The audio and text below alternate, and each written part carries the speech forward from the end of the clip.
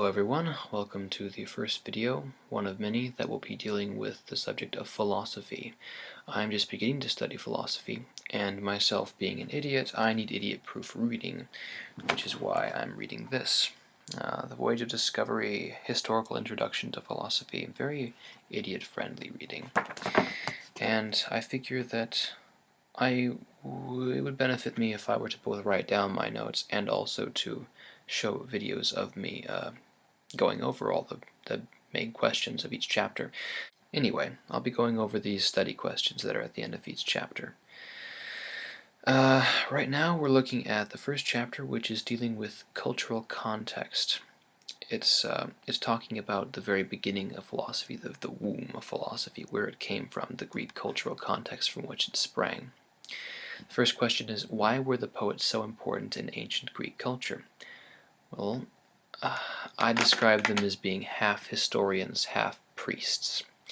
They attempted to understand the world around them by coming up with these stories, these myths of the Olympian gods, and their accounts were taken to be authoritative because they were believed to have been visited by the Muses, which were spirits of literature and entertainment and inspiration, stuff like that. If you got a great idea, it came from the Muses, and if you wrote it down, then that was as good as being an expert on the subject.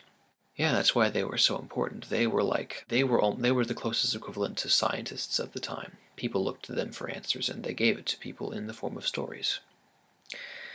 Second question, what was Homer's view of the order of the world? Homer believed that anything and everything that happened in the world was the result of the action of some god.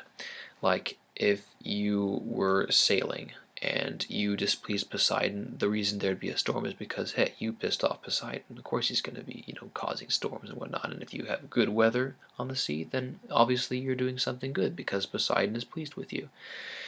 It's just stuff like that. Like, if you have a storm, then it's a lightning storm, then it's, Zeus is displeased with you. It's all about the pleasure or the displeasure of any given god at any given time. And that was his idea of how the world worked. 3. What was Homer's view of the moral order? I gotta say, I didn't quite agree with everything he had described as being virtuous, because according to the heroes of these Homer myths,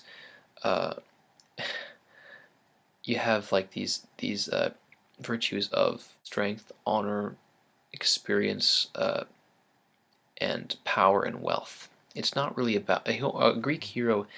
In these myths is not so much about giving selflessly to save somebody else. He's really more about building up his own status, his own prestige. It's really kind of a self-serving system, but in a way that was holy to the Greeks, because when they looked at their gods that they worshipped, those gods were very human. They bickered and they argued and they constantly fought one another to build status over the other. Like, it was really quite selfish and silly.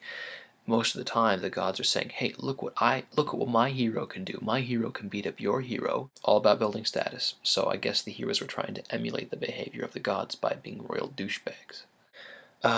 Number 4. How did Thales' approach to understanding the world differ from that of Homer? Well, Thales of Miletus is reputed to be one of the first philosophers, and what he's most famous for is predicting a solar eclipse in 585 BC. And this was a big deal, because to be able to predict any cosmic event, how could you predict it when it was the gods' will that brought it about? I mean, the gods were chaotic. If they want something to happen, then it happens, right? Well, apparently not, because Thales predicted through means of astronomy and whatnot that he predicted the time of a solar eclipse, and this was a big deal, because how could you do this unless there's a natural order to things that transcends the gods? Anyway, what were the 4 main stages in ancient Greek philosophy? What were the primary concerns of each stage? The first period that they list is the Cosmological Period, from about 585 BC to the middle of the 5th century BC. And the questions that were raised during that period was a concern with external nature, that is to say, what's going on with the world? What is the world? What is this world made of? Like, how can we understand this world? Pretty basic questions. And then it wanted to know what was fundamentally real. Naturally, we're always going to be questioning what is real. And it's a very natural human desire to want to know what is real. So that was, again, one of the first questions brought up. The second period in classical philosophy was the Anthropological Period. The Anthropological Period was very much concerned with human-centered issues, and it asked questions about knowledge and conduct, what's right, what's wrong. About this time, you had the cult of not the cult, but the group of sophists, and from that came Socrates, who is revered by some to be the father of philosophy, even if he ended up being a mouthpiece to Plato. But Socrates was very concerned about objective knowledge, objective value, and we can see from some of his dialogues, the one that I've read most recently being Euthyphro, so I'll quote that the most. He asks questions like, well, what is holy? What is unholy? How can we tell? Well, we have to look at the gods, right, because they're the moral authority. So whatever they value must be holy. But that begs the question, do they love it because it's holy, or is it holy because they love it? He was asking questions like that. Brilliant guy, I think. And the next period was the systematic period.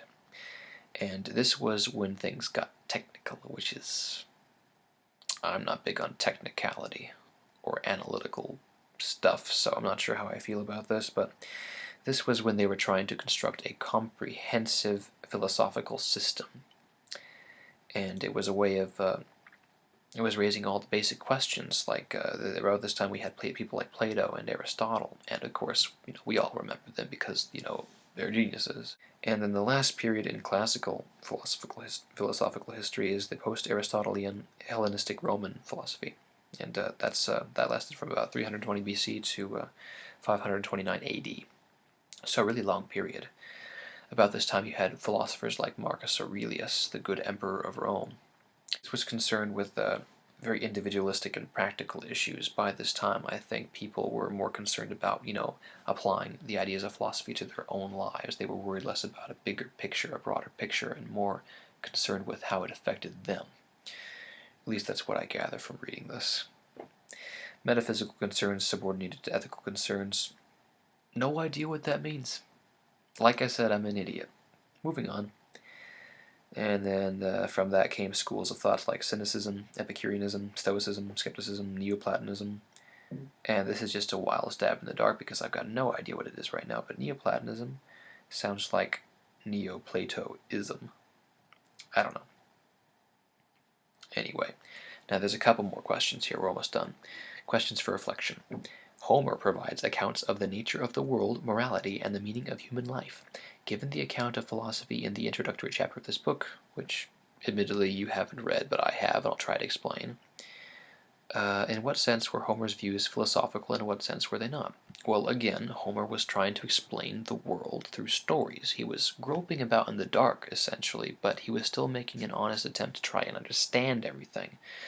So that, in and of itself, is philosophical. The problem is that he was using something that had no basis in fact.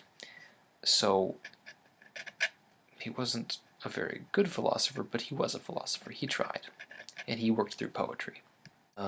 Second question. Are most people in our contemporary society more like the ancient poets, or are they more like Thales? In other words, do people tend to base their beliefs more on tradition and popular opinions, or on critical thinking? Why is this? What are the strengths and weaknesses of each approach? Oh man, I am so tempted to just group people into one of two camps, but it doesn't work that way. I'll answer this as best as I can. There are definite advantages and disadvantages to both ways of thinking. With everything, there is some level of balance. It's impossible to find something that's completely pure in one thing. I could go on this for hours, but we have to hurry. I'd say that people today tend to be more critical thinking. It's like a complete reversal. Back in the day, at least in 585 BC, everyone was all about tradition and beliefs. It was about, hey, we believe in the Olympian gods, and that's why there are thunderstorms, because Zeus got drunk and got pissed off. But critical thinking back then was in short supply, and naturally, because of the laws of balance, we needed a little bit of critical thinking to even things out. The problem is that I would argue that critical thinking has become too abundant and there's not enough belief, there's not enough tradition. People today are all about quantifying and understanding, just compounding things down into base elements that can be studied and reproduced. Everything is so cold, methodical, scientific. There's not enough belief anymore. And you could argue that critical thinking makes belief obsolete. But that's a discussion for another time, and I'm sure we'll get to that. Third question. In this chapter, we have examined philosophical thinking in its infancy. In an analogous sense, what sort of philosophical questions came to your mind when you were a child? When in your life did you, like Thales, first begin to critically examine some of the traditional beliefs you had taken for granted up until then? Well, I think most people today could say that what they questioned first, that they've been brought up with, is religion or faith. And I was always questioning my faith, always. Of course, I always ended up finding reasons to believe what I believe, and it's not like I was groping about looking for things to validate my faith. I believe what I believe for reasons. But that's not any reason to not question these reasons, to see if they hold up. I asked myself silly little questions. I asked myself, do people see colors the same way I do? If what I see of as red were to be seen through your eyes, would I see it as the same color? Do we just call it the same name? We just both call it red, but when in reality, you and I both see different colors. Does that make sense? I asked myself that question. And other silly questions. But I don't have the time to go into detail. I gotta hurry this along. And thankfully, we're done. Until next time, thank you for bearing with me. There's more to come.